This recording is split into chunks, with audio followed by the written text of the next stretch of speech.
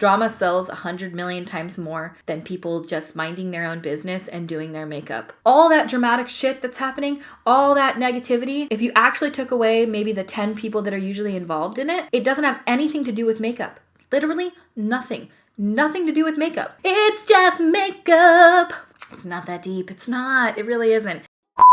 Hey guys, so today's video is going to be something a little bit different from me. Smokey Glow reached out to me and asked me if I would like to do a collab with her for her Glowmas series that she does on her channels, which I think she posts a video every day of December. How do you do that? But she asked me if I wanted to do a commentary style collab with her. Basically, on both of our channels, we're going to be discussing the influencer bubble, whether it's bursting, whether there's going to be a shift in the YouTube climate, etc. If you guys do not follow Smokey Glow, she does amazing commentary videos and she's so open and honest and smart and well put together. I really like the way that she isn't afraid to touch on certain topics and really just gives her full and honest opinion. We are not going to be able to steer ourselves off this course environmentally without the change of people who are much bigger and much higher up than we are. I think what a lot of people don't know, and something that I was really surprised to learn about, is that corporations make up so much more of the Earth's issues than anything else. She also does makeup tutorials. She talks about makeup products. She has a series called Yas or Pass. It's talking about like new makeup launches that are coming out, whether she thinks that they look good and if she feels like she wants to try them or not. It's one of those things that I'm just kind of like, but this one doesn't feel particularly inspired to me. And I also am so sad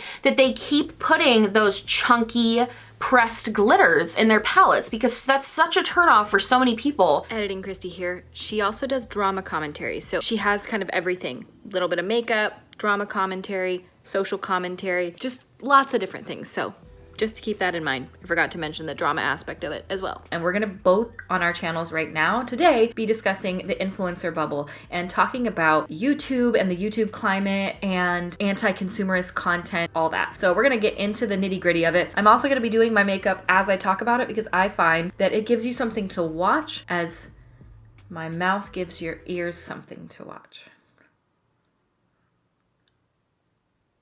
Sorry for that.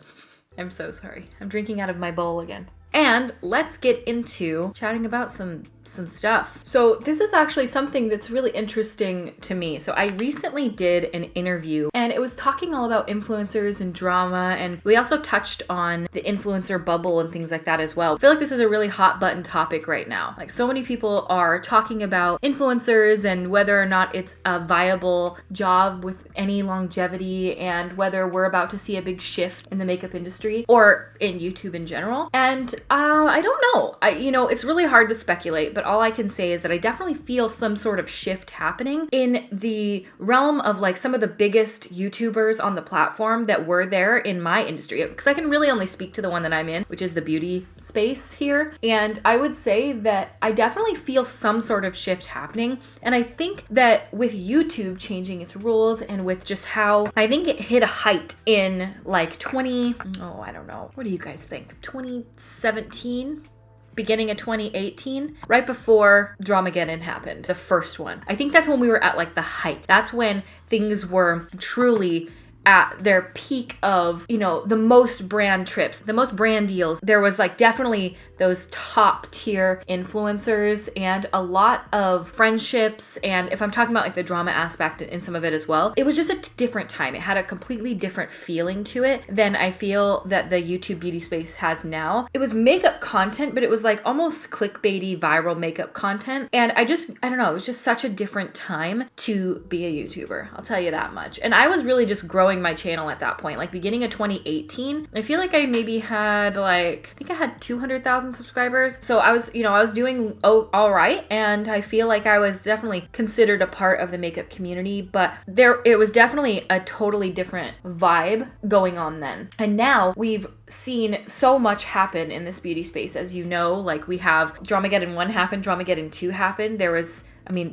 Those two things alone were like multinational headline things, big time scandal. We're talking like everybody, even if you weren't a part of the beauty space at all, people were talking about it. And the reason I bring up the drama is because I feel like at times that is why people feel like the influencer bubble is going to burst. Because the more we get into these like dramatic things that have happened over the course of, you know, the time here on YouTube, the more mainstream media picks it up and runs with it and starts invalidating things within the beauty space. Because as I was doing this interview, they were talking to me about like drama and stuff. It made it blatantly clear to me how much inside and outside of the beauty space people are like, man, it's such a dramatic thing. And I'd have to agree and disagree at the same time. I say that because I actually don't think that the beauty space is dramatic at all.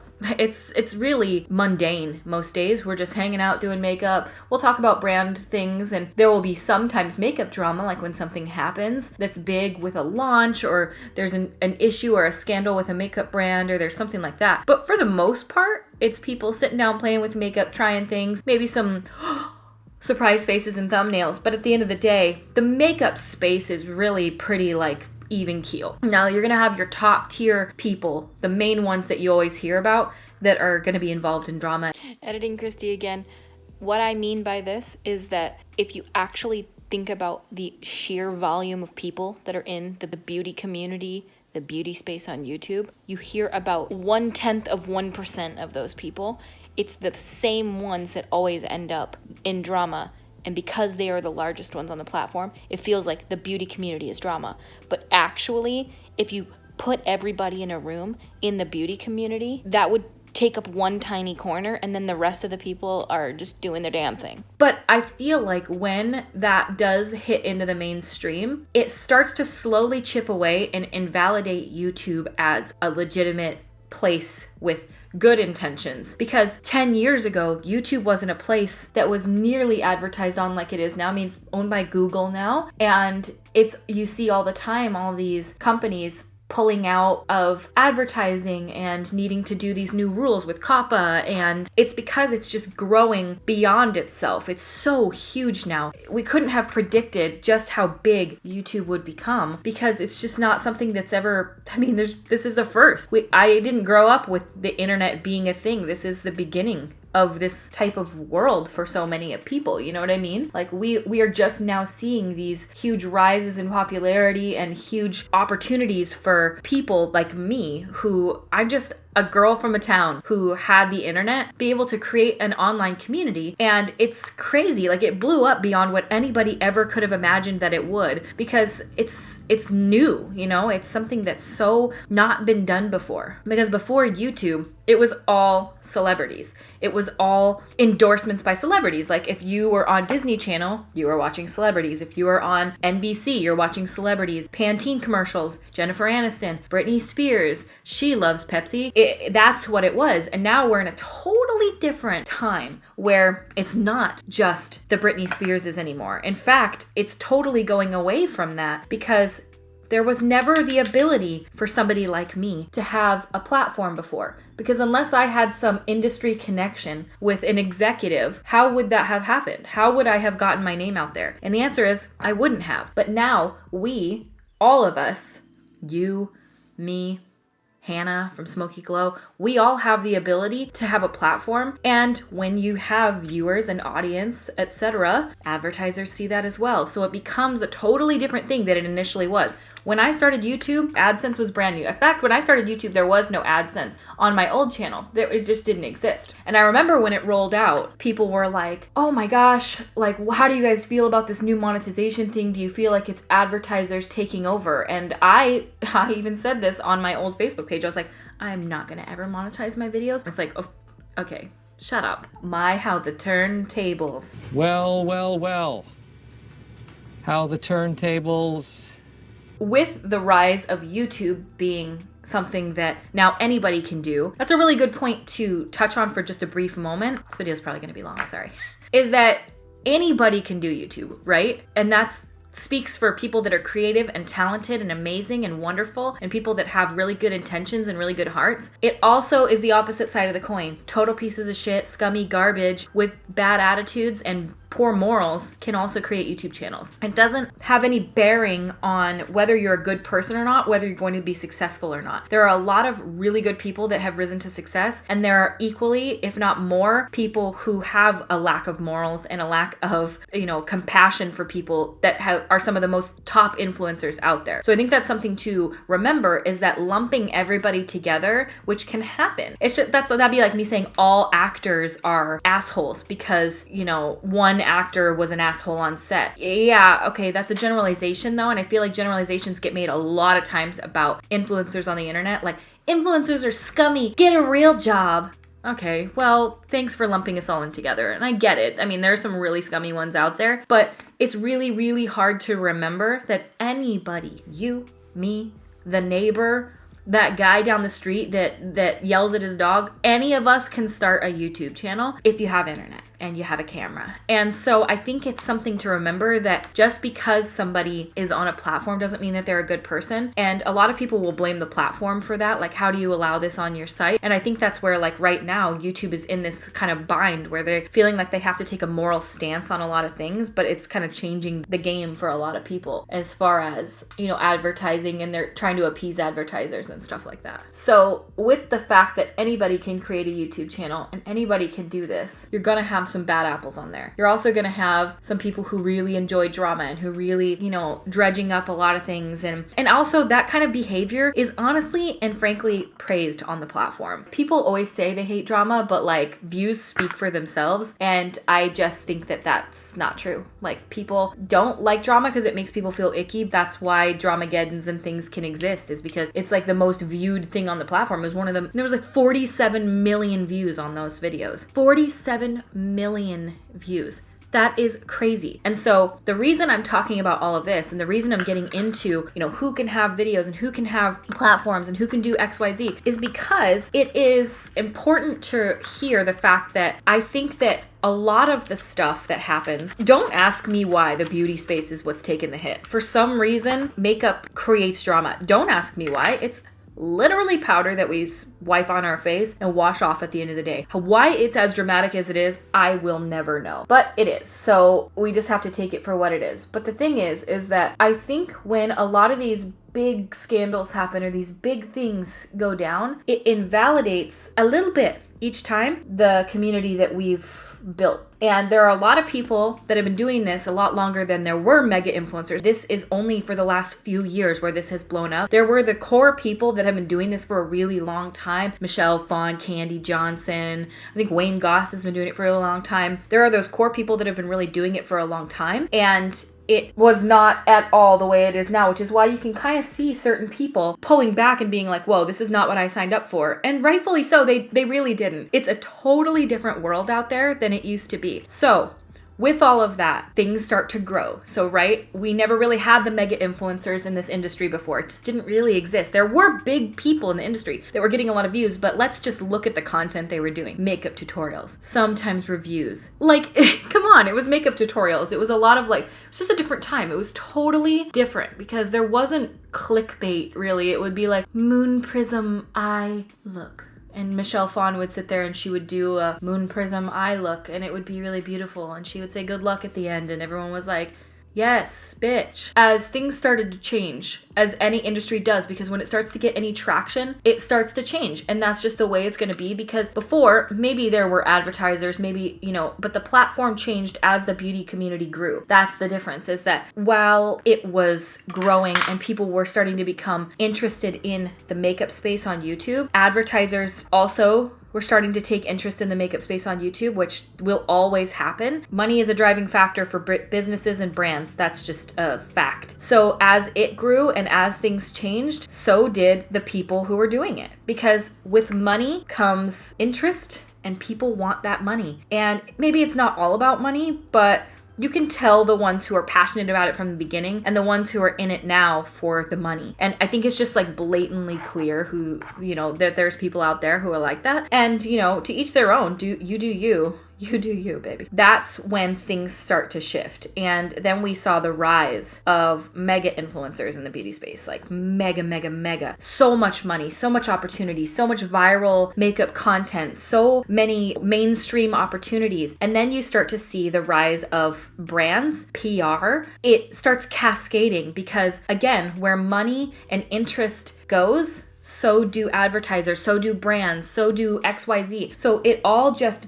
cascades beyond itself. And then you're looking at a place where you are dealing with scandals left and right, because as things get bigger, people enter for money. There are some people out there who will never compromise their morals for money. That's something that I find to be like an important part of being an influencer. It's way harder to grow when you go at this YouTube thing with like, I'm not going to do XYZ, I'm going to decline this if it makes me feel this kind of way. I'm only going to work with brands that I truly like and use their products. Those sort of decisions come with slow growth and less opportunity. And it's just a fact. If you choose to be somebody who will never break their moral compass or code for money, you just, it's hard. It's hard to grow, and it's hard to get your name out there because you're not willing to do what it takes to get to where you need to go by any means possible. So that's kind of how I've always run my channel. I'm not going to compromise myself or my morals in any way, shape, or form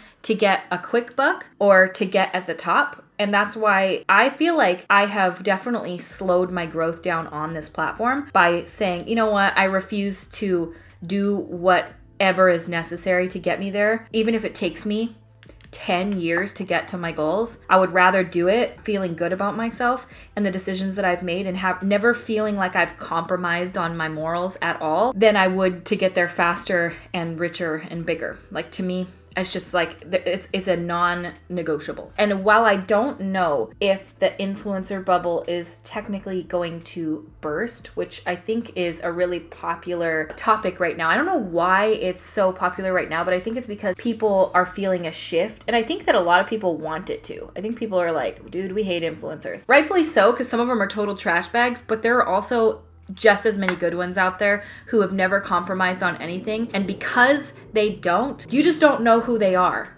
And that's the sad fact of life. Drama sells 100 million times more than people just minding their own business and doing their makeup. It's just the way it is. And it's so sad, but that's why tabloids do well. That's why drama things do well on TV. That's why they have to add certain dramatic aspects into shows in order to make the ratings go up, because if they don't, people just quit watching. And it's not to blame the viewer, it's just the way things are. And unfortunately, while as many people want to say, I think that influencers need to go away, I don't think that they will.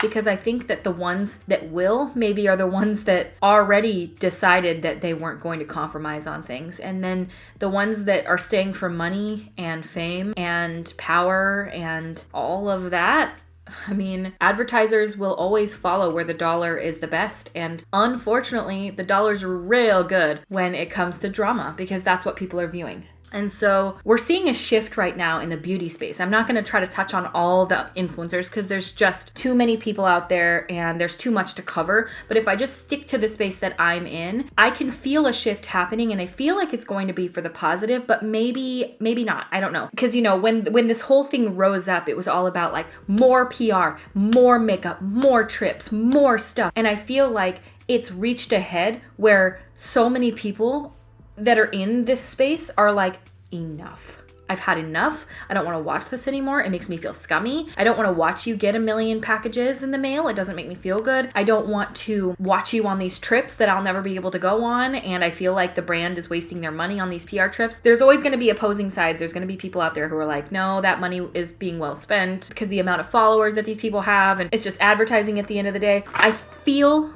a slight shift happening in that there is this sort of anti-consumerist content going on right now. I've been a part of it as well, like things that I'm not interested in. I just feel like there's so many launches. I think that there are a lot of people out there who are saying this stuff, so it's clearly not just me who's feeling this. There has to be some sort of a change because I just feel like it's coming in the air tonight. Oh Lord. Things can't stay exactly the same. I mean, think about what the beauty industry used to be. There was no YouTube. There was no people like me putting makeup on the internet. Again, it was either the big celebrities on TV or it wasn't, you know? So it is a totally different world that we are living in right now. And it's what people start shifting their viewership to that will rise to the top. And I hope, what I wish people would start to rise people up that you feel deserve a platform. And now sometimes getting that platform changes people. And also time changes people. Like, you can't expect people to stay the same forever because that's just not human nature. If you want somebody to rise up, you have to view their content and spread it around. Like, there's so many times I see, like, I saw this video, it popped up in my recommended yesterday, which was so interesting, but it was all about influencers. And it was a video from this gal, and she was like counting down the top 10 crappy things influencers are done or something. And most of them like weren't beauty. It was just kind of a lot of like Instagram people. The comments were like, yeah, let's get rid of influencers forever. They're the worst. They're the worst. Like, okay. While few people don't represent the majority of us, we're talking about here influencer culture of wanting stuff for free, flaunting wealth, and pretending to have certain lives. If that's the content that's being consumed, that's the content that will continue to be made. So we, as viewers and consumers of content, need to stop viewing things and giving a platform to things that we disagree with, and start viewing the things and giving a platform to things that we want to grow. Because what is popular will continue to be popular until we don't make it popular anymore. And that's just the reality of life. I am a huge YouTube viewer. I watch YouTube every single day. I still love YouTube videos, but you know, all industries shift and change. So do I think the influencer bubble is bursting? No. Changing, for sure, 100%. If you look at the way it was years ago to the way it is now, there's only so much sustainability to the creation that the influencer market has been that it could keep going. There's no way that it can keep going on this upward trajectory. It's like the economy. There will be a time where it inflates itself to a point where it has to come back down. Same with this. It can't keep getting more extravagant and more expensive and more luxury and more makeup and more, because eventually we tire. We're people. It can't continue on an upward trajectory forever because people are like, the sky's the limit, but absolutely not, because we're at the sky right now. And that's why I feel like people are like, okay, now we're starting to care about the environment, trash, waste. There's so many more topics that I feel like people want to talk about, and we start to realize the frivolousness of it all, frivolity.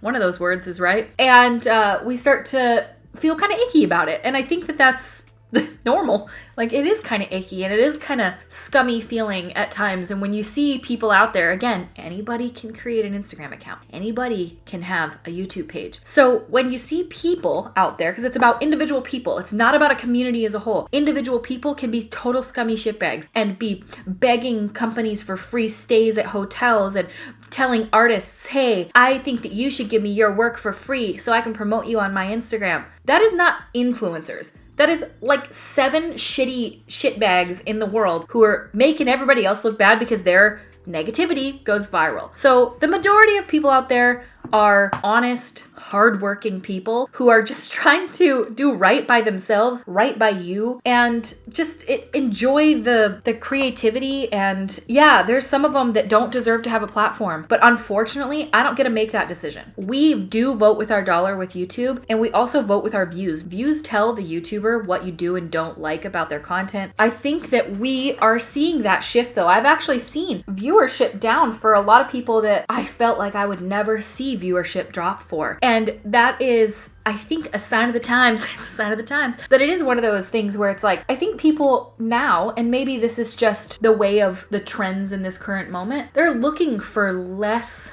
consumer driven things. They're looking for less glitz and glamour, more regular people, because they feel like for the longest time it's been this place of, you know, sell, buy, drama.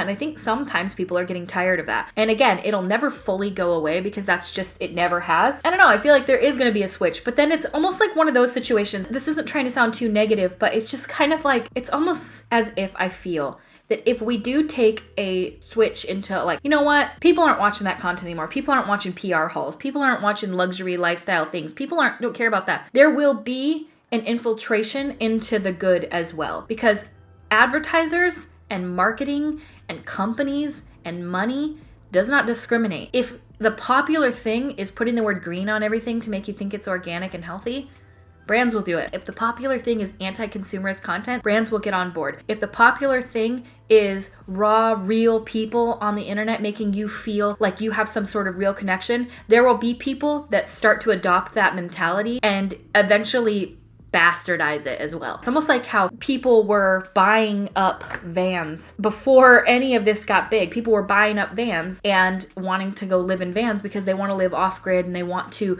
do right by the world and right by themselves. And it was really an interest of theirs, and they bought their van and they've been doing this for like 10 years. And then finally van life content starts to kick off and people are really interested in it. And then a bunch of people start buying vans because they see like, hey, that's kind of neat and I can make a lot of money on it on YouTube with that kind of content. And then it blows up and every video is getting millions of views and all the vans are now 10 times more expensive than they were. You know, those vans used to be like, $18,000 for a brand new one. Now they're $55,000 for a brand new one starting MSRP. And again, it's like the popularity. It's like those spicy chips, those spicy chips that nobody cared about them for a really long time until everyone started to care about them. And then those chips that were $5 for the spiciest chip in the world, now they're $55 to $80 on Amazon. You can't get them. They're back ordered for months and months, taking advantage of the situation type of situation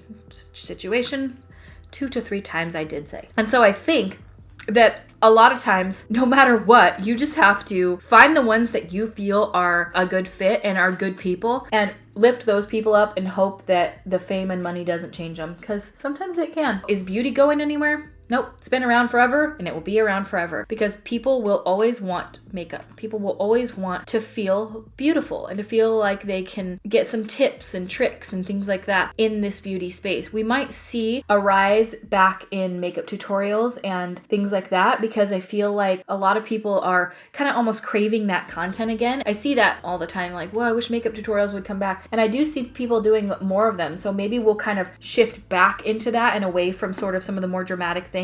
And hopefully that's the case. I can only hope that we're going in a positive direction, but I just don't trust the industry. I don't trust advertisers. I don't trust that people ever have people's best interest at heart. I may be a skeptic in that way, and maybe that's like a really doomsday way to look at things. But time and time again, I've been disappointed by advertising and by trends and the way things change. And I just see that a lot of things are looked at with a dollar sign in the eyes. And it's an unfortunate part of life that I feel like something we just have to deal with and realize that things are going to shift and change, but you shift where you want things to change. And I think too that a lot of people want micro influencers. That's another thing that people mention all the time. Like, we need the smaller talented artists to rise up. We need the mega influencers to die back because we need new fresh faces in the industry. And I think that that's always a good thing. Like, let's rise up people who deserve a platform. But do remember,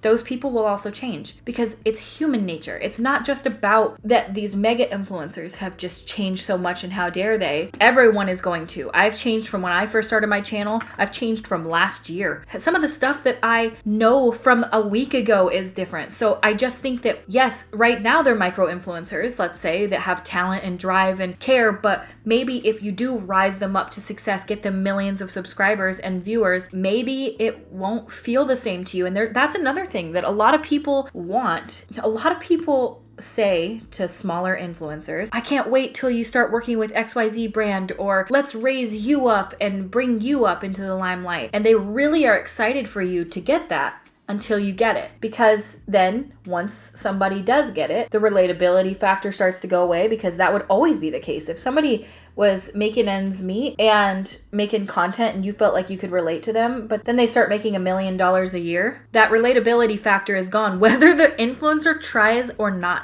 And that's why you see a lot of people out there who make content. And at first, you really love their channel and you're like, dude, you're the best. You're so funny. And then it is funny at first because you can relate, because you know that that person also does a very similar thing to you. And like, it just feels so genuine and authentic. And you're like, dude, I can't wait till you get successful. I can't wait till more people start watching your channel. And then more people do start watching the channel. And then they do get successful and they get money and they buy a Gucci bag and Balenciagas.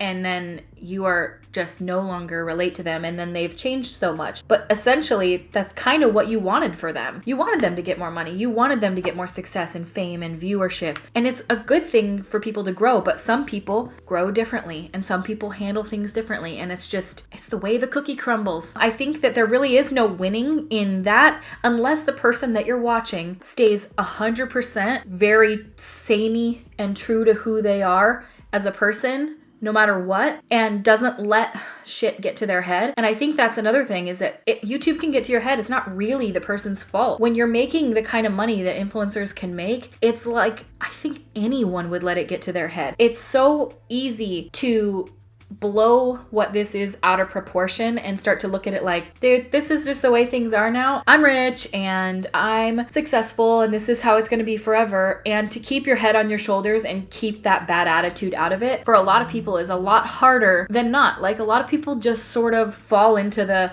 this is never going to go away and this is my life now mindset. And I think that's damaging for a lot of YouTubers, because this can be fleeting. There have been YouTubers out there who had like an incredibly successful YouTube channel, millions of views, like killing it left, right, and center, doing videos all the time, getting so much money, and then something shifts, either an algorithm shifts or, viewership changes because people grow up and grow out of your content. Just the way of the world, things change. And these people have built up these $1 million lives because, again, there's nobody teaching you how to do this. There's no handbook on how to be an influencer 101. Nobody teaches you about taxes and incorporating and writing things off and setting up retirement accounts for yourself and, taking care of your money and not wasting it needlessly on stuff. In fact, part of the influencer industry, seemingly, it's almost like there's some sort of weird handbook that I never got saying, all right, so when you reach a certain level, you need to look like XYZ, you need to be like XYZ, you need to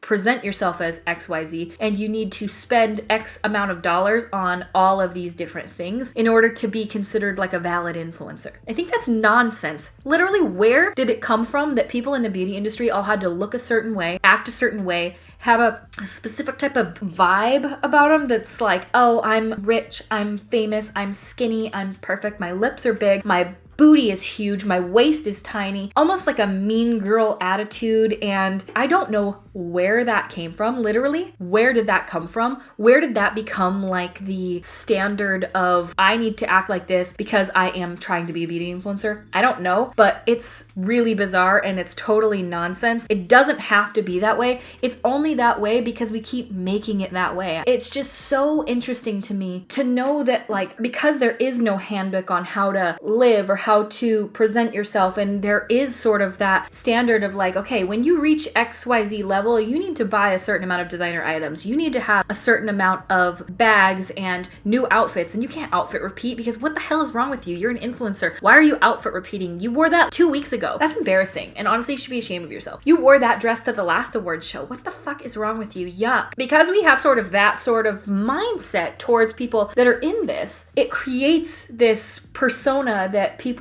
then start to hate on. They're like, you've changed. But like, there's a certain level that a lot of people feel they need to upkeep in order to remain relevant or in order to continue on this influencer thing. But because of that, it ain't cheap.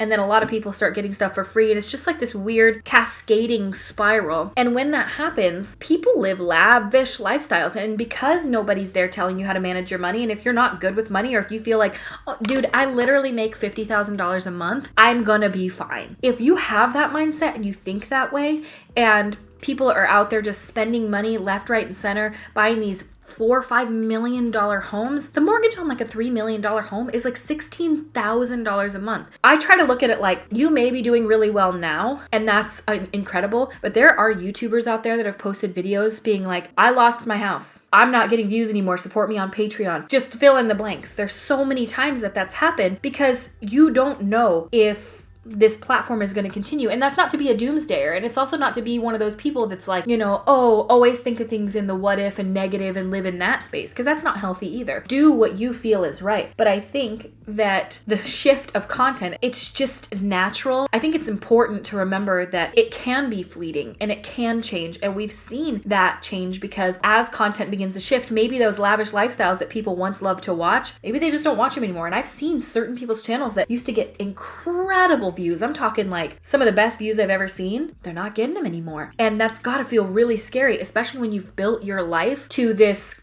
crazy celebrity standard of living cost-wise that for many people is not sustainable into the future of their lives. So you do see a lot of people starting makeup brands and having the extra sources of revenue coming from places. While that is like a good business move, it's just, it's just, again, it's that cascading effect. So there will always be some sort of bubble that bursts because like the housing market, like the economy, like YouTubers, and there will always be a top tipping point and there will always be some sort of content that's going to take a hit. Think about the things that used to be really popular that you were like, oh my God, that's so popular, that's so cool, nobody's ever gonna stop watching that. And then you don't hear about them ever again and you're like, wow, what happened to that person?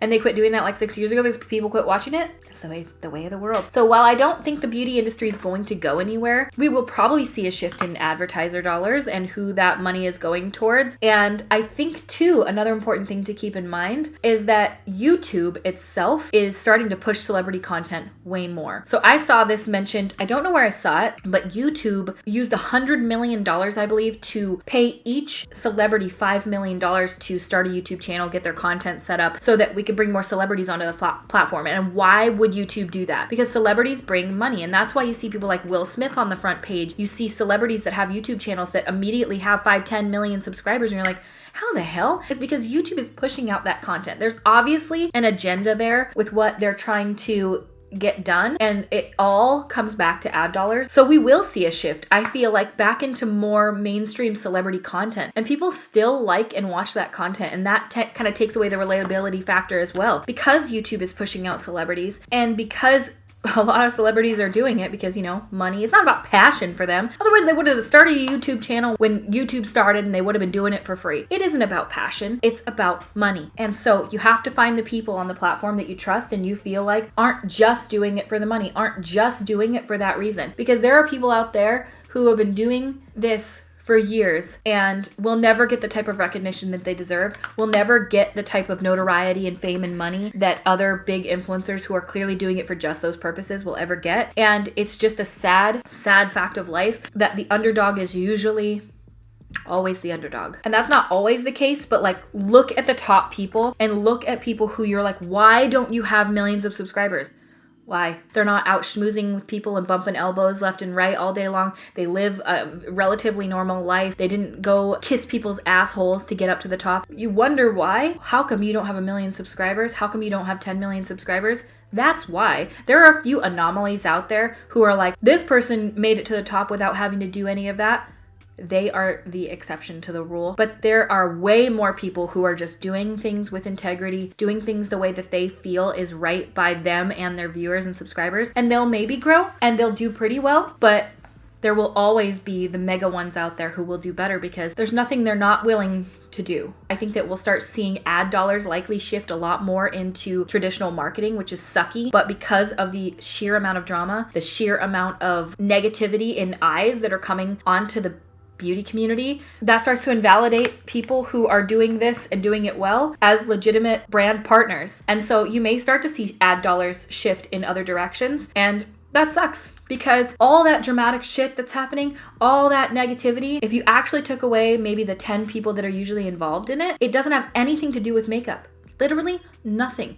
Nothing to do with makeup. It doesn't exist. It's about friendships. It's about betrayal. It's about, honestly, that's kind of it. It's about like, this person said this, no, this person said this, and there's some shadiness going on here and there and all of this kind of stuff. But if you just strip it all away, it has nothing to do with makeup. It has nothing to do with the beauty community. The people just happen to be in the beauty community. And many times, he said this, she said that. All of that stuff from people on the outside, they look at YouTube as a joke. And why would they do that? because it has been a joke many times. We may see YouTubers that are currently in this space realizing all of this and moving on to traditional media, which I think happens a lot. A lot of times you see that shift because they've realized their time is up, or they realize that the viewers quite aren't there, or they've created such a name for themselves that they can branch out of the industry and leave and create something even bigger and better in like total traditional media space. Do I think that influencers are going away? Certain ones, maybe, you know, people who buy followers, people who are disingenuous with their audience. There will be a time where that is no longer acceptable, and audiences notice when there's lying and deception and lack of integrity. At first they may not, but eventually they will. And when, you know, people start to lose relatability, because it's really easy, again, to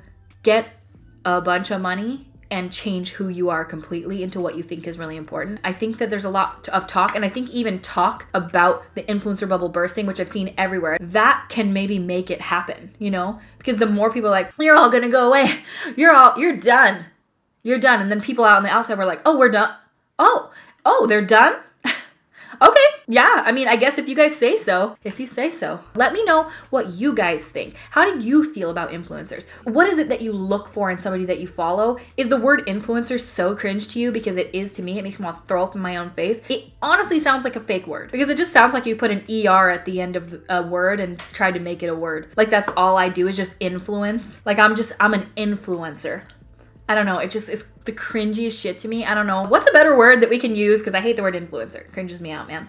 All right, you guys. Well, thank you guys so much for watching. I would love to hear your input down in the comments. Don't forget to go and check out Smokey Glow or Hannah. She's blowing up right now. She's almost, right now as I'm filming this, almost at 100,000 subscribers. She will have far surpassed that by the time that you guys are watching this video. And I'm so appreciative that she asked me to collab with her on a video. Thank you so much, Hannah, for asking me to do this video with you. I actually really enjoyed it. It's probably one of my favorite videos that I filmed in a while. I've had a lot of coffee this morning, and I feel like it just hit the right spot in my brain that I was able to get my words out, and I feel like I did an okay job. So, all right. Thank you guys so much for watching. Thank you, Hannah, so much for collabing with me on this video. I will have her channel linked up here, also down in the description of this video, so make sure that you guys go check that out. If you guys have not subscribed to my channel yet, please do. I would love to have you. It's kind of like this. We talk about makeup a lot. We talk about other stuff too, because there's important things to talk about outside of just makeup. Because at the end of the day, it's just makeup. It's not that deep. It's not. It really isn't. And I'm really looking forward to seeing where this future of YouTube is. I can tell you right now, I always feel doomsday about it. So in my mind, I'm already irrelevant. Oh. All right, you guys, thank you so much for watching. Please subscribe if you have not yet. Give this video a thumbs up if you like it, and I will see you at my next video. Bye. So today's video is going to be today's video is going to be which I feel like this is a really hot hello? And that's a really point. Let's get back into, oh, there's a big ass hair in my coffee. Oh. It's from my brush. Cool.